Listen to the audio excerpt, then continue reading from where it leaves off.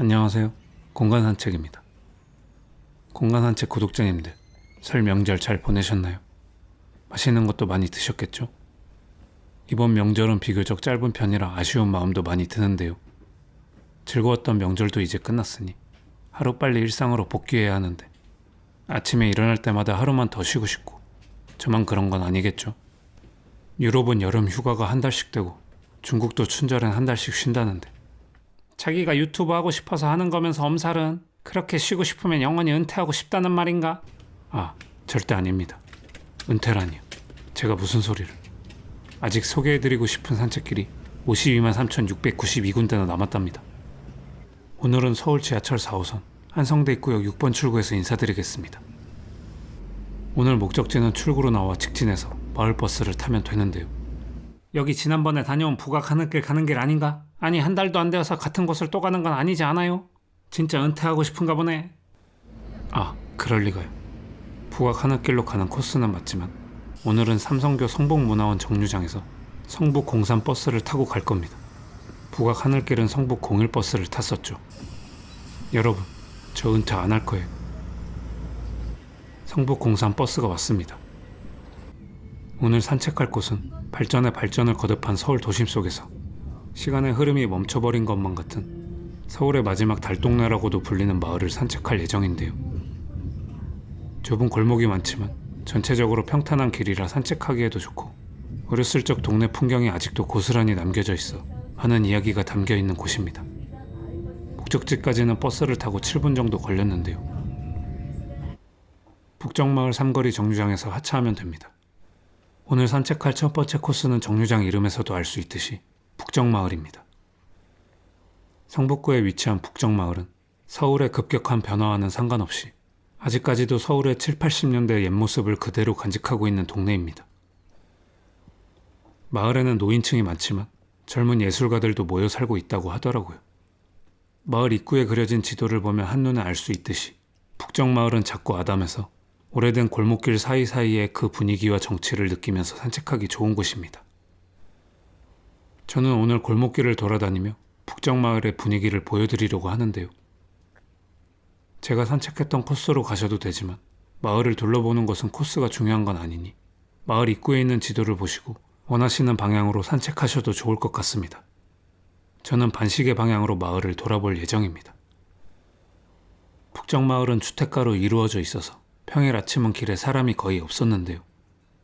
과거에 북정마을은 매주를 써서 궁궐에 납품하는 마을로 사람이 북적북적했다는 의미에서 과거에는 북적동이라고 불렸으나 나중에 발음을 편하게 하기 위해서 북정동이라고 불렸다고 하네요.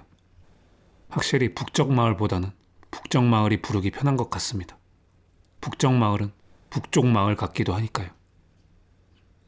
저도 어릴 적에 서울 달동네에 살았었는데 낡은 주택가 가게들 사이를 지나가다 보면 어린 시절이 떠올라서 정감 가기도 하고 왠지 모르게 따뜻한 느낌이 들었습니다. 길을 따라 올라가다 보면 주차장이 나오는데요. 여기서 성북동 전망을 볼 수 있는데 제가 촬영했던 전날 밤에 눈이 많이 내려서 생각지도 못하게 더 멋진 풍경을 감상할 수 있었습니다. 아침 일찍 저보다 먼저 출근 도장을 찍은 친구가 있네요. 저는 왼쪽에 나 있는 골목으로 꺾어 들어가겠습니다. 골목 사이를 들여다보니 저 멀리 한양도성이 보이네요. 지난 영상인 북악 하늘길 코스에서 내려올 때 보았죠. 그 한양도성 맞습니다. 그 말은 북정마을에서도 한양도성으로 올라갈 수 있는 길이 있다는 뜻입니다. 그런데 그게 무슨 상관이냐고요. 그냥 저만 믿고 따라오시면 됩니다. 하하. 계속해서 좁은 골목길을 따라 올라가겠습니다. 사람 한 명이 겨우 지나갈 수 있는 좁은 골목길에 대문 옆으로 내어놓은 작은 화분들, 담장에 적힌 귀여운 글씨, 그리고 작고 빨간 우편물함까지 높은 아파트들이 빼곡히 둘러싸여 있는 서울 한복판에서 과거의 골목 분위기가 고스란히 남아있는 모습을 보니 추억을 떠올리게 해주어 고맙기도 하면서 왠지 모르게 씁쓸한 마음이 들기도 하더라고요. 날씨가 쌀쌀하고 흐려서 그런가 나이가 들면 감수성이 풍부해진다고 하더니 북정마을을 걸으며 옛 추억을 떠올리다 보니 왠지 모르게 센치해지네요. 가던 길에서 왼쪽 골목으로 꺾어 내려가겠습니다.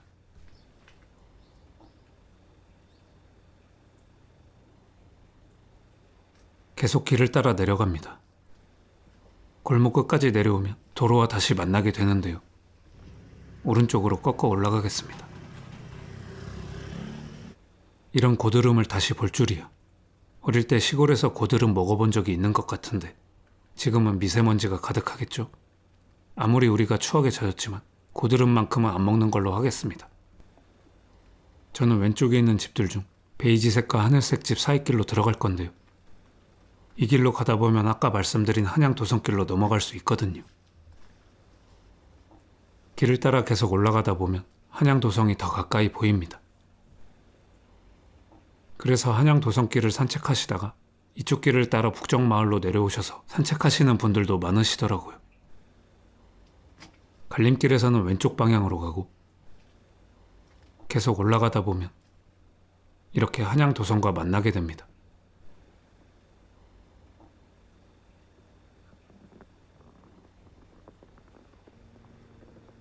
짠! 이 계단으로 올라가면 되니 한양 도성으로 넘어가고 싶으신 분들은 베이지색과 하늘색 집 사이길을 꼭 기억해 주세요.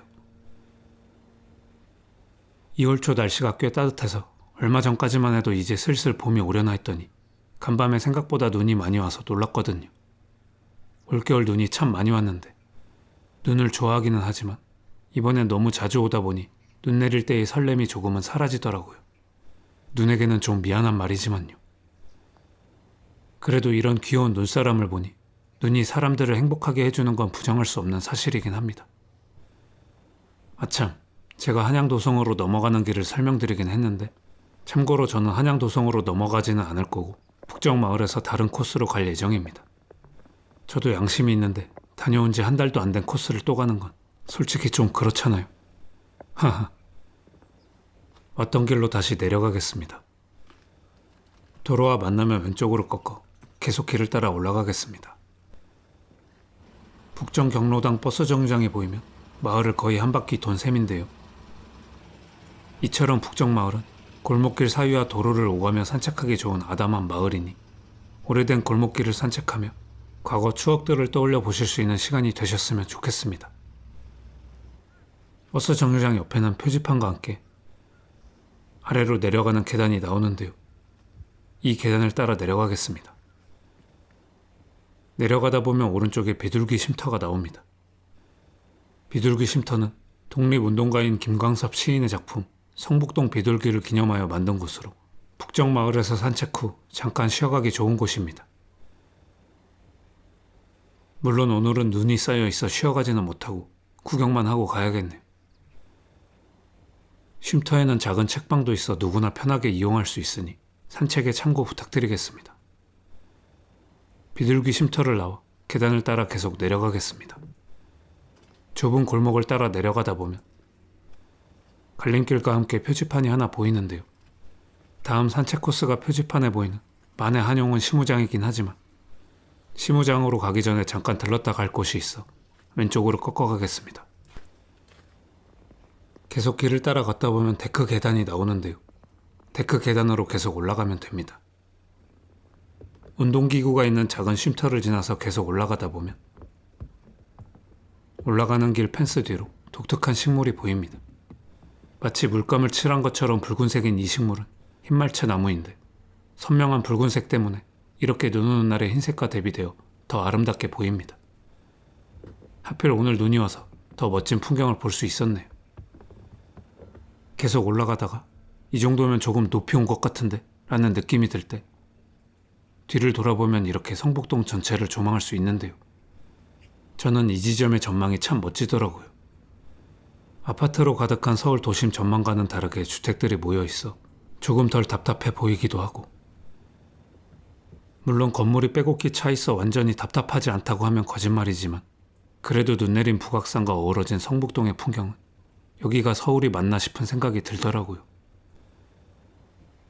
전망을 구경하고 다시 왔던 길로 되돌아가겠습니다. 이번에는 아까 지나쳤던 표지판에 시무장 방향으로 가면 됩니다.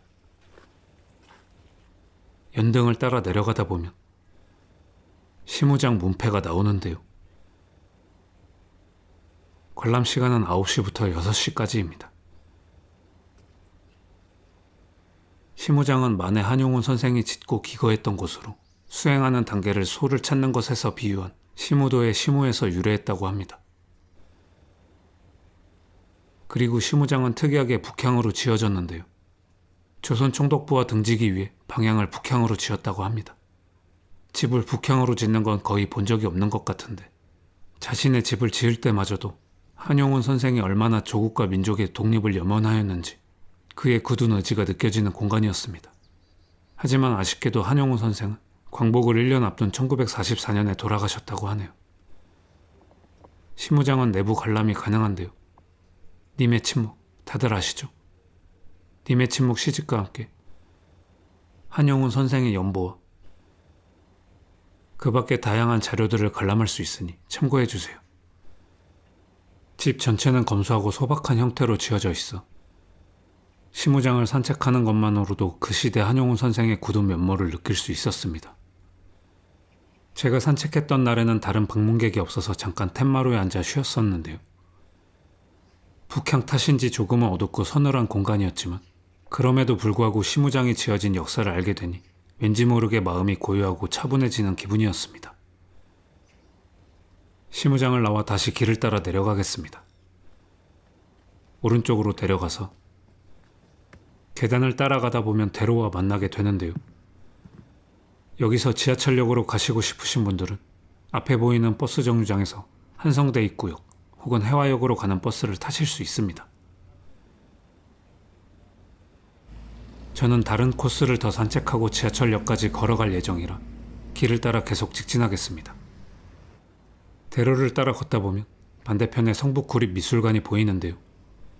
작은 미술관이지만 좋은 전시를 많이 진행하는 곳이니 관심이 있으신 분들은 홈페이지에서 전시 일정을 확인하시면 좋겠습니다. 아쉽게도 제가 촬영했던 날에는 마땅히 진행하는 전시가 없어 다음 코스로 바로 넘어가려고 합니다. 미술관을 지나 오른쪽에 덕수장로교회가 보이면 그 길로 들어가겠습니다.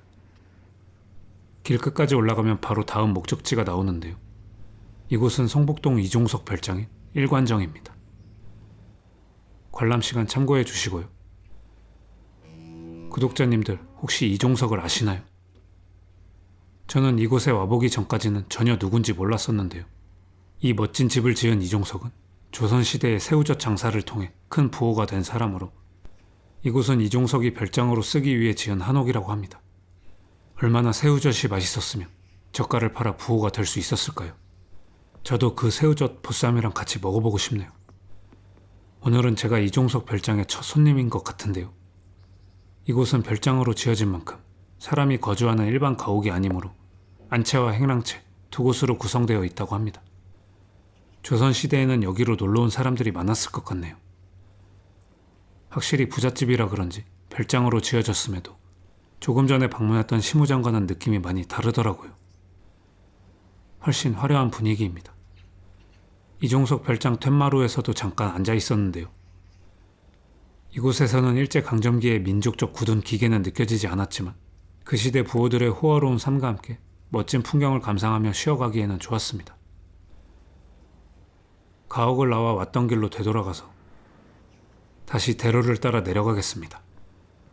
걷다 보면 정면에 성북역사문화센터가 있는데요. 센터 앞에 표지판에는 제가 다녀온 곳 말고도 성북동의 다른 명소들도 많이 소개되어 있습니다. 혹시 관심이 가는 관광지가 있으시다면 센터 안에서 지도를 받을 수 있으니 참고하셔서 산책하셔도 좋을 것 같습니다. 센터 뒤로는 성북역사공원이 있고 공원을 지나쳐 계속 길을 따라 걷겠습니다. 횡단보도를 건너서 다시 오른쪽으로 올라가겠습니다.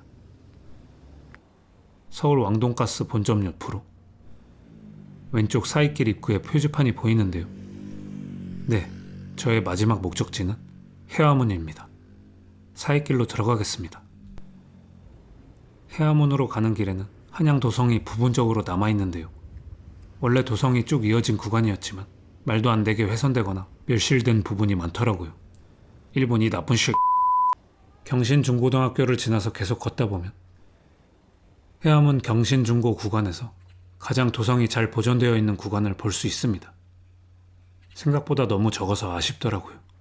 이런 일본 나쁜 새끼. 남아있는 도성을 따라 길 끝까지 계속 걷다 보면 도로 건너 좁은 계단을 통해 해화문에 갈 수 있습니다.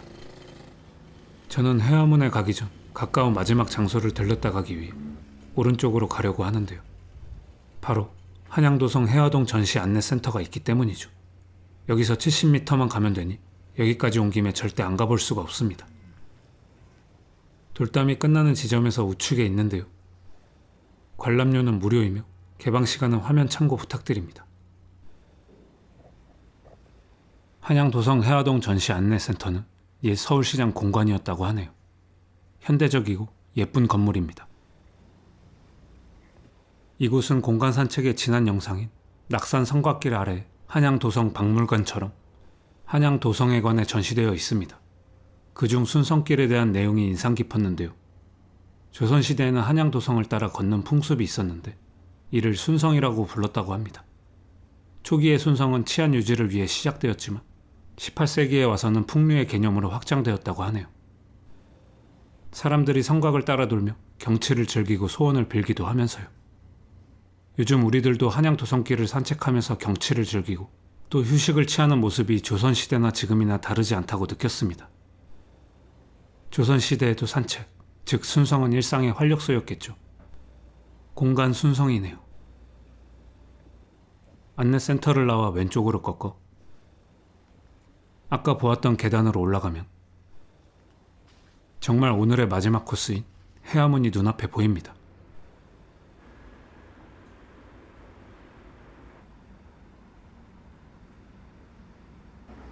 해화문으로 내려가서 밖으로 나가면 오늘 소개해드릴 산책 코스도 끝이 납니다. 횡단보도 넘어 반대편을 보시면 구독자님들 기억나시죠? 이전 영상에서 소개해드린 낙산공원으로 갈 수 있는 계단입니다. 영상 속 산책 코스도 매우 추천드리는 곳이니 아직 영상을 보지 못하신 분들은 공간 산책의 지난 영상 참고해주세요. 오늘은 북정마을을 시작으로 만해 한용운 시무장, 이종석 별장을 거쳐서 한양도성 전시관을 관람한 후 해화문으로 도착하는 산책 코스를 소개해드렸는데요. 전반적으로 편한 길에 볼거리도 많아 쉬엄쉬엄 다녀올 수 있는 코스이니 여러분들의 산책에 참고해주시면 좋을 것 같습니다. 길을 따라 내려가면 출발했던 지하철역인 한성대 입구역 5번 출입구가 보입니다. 다음에도 좋은 산책 코스로 찾아뵙겠습니다. 시청해주셔서 감사합니다.